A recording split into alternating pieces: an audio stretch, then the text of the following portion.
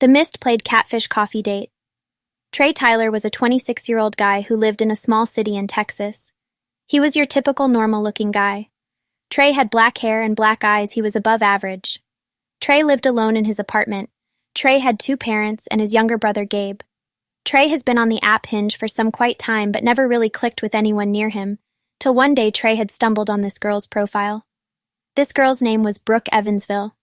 Brooke Evans was the perfect girl to Trey when first stumbling across her profile. Brooke Evans was the same age as Trey, and she had lived not too far from Trey. Brooke had blue eyes and black hair. She was skinny and she was every guy's girl's dream. So Trey commented on one of Brooke's pictures saying, "Cute pic, Trey," not really expecting a response from Brooke.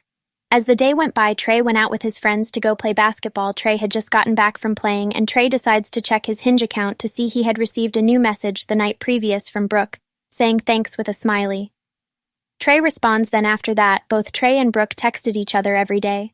Trey and Brooke had a cute but strange kind of relationship, where they would only text but never call or do FaceTime, but Trey didn't think anything of it, and continued to text Brooke Trey. And Brooke had been texting back and forth for a while, and always had plans to meet up one day for some coffee near Trey's apartment, but plans fell through on Brooke's end. It was now Tuesday morning, and Trey had been thinking about asking Brooke if they could meet up for coffee, and Brooke responded yes, as both Trey and Brooke schedule a date for that morning. Trey had felt excited that both were finally going to meet as Trey washes up real quick and now leaving his apartment. Trey sends Brooke a quick text saying "on my way," then heads out.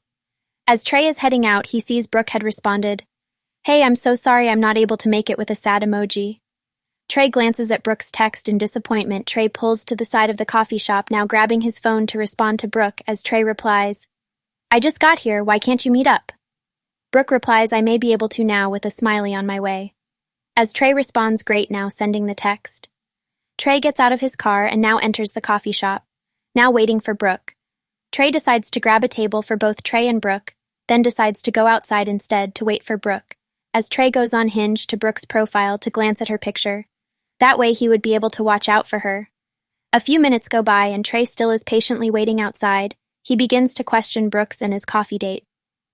As Trey thinks about calling it off with Brooke, as Trey notices someone walking towards him, but just watching him from the other side, as Trey begins grabbing out his phone to text Brooke, as a girl now walks up to him slowly. Now Trey looks confused as the girl speaks. "Trey? It's me, it's Brooke." Trey quickly glancing at Brooke's picture, now looking back up at Brooke.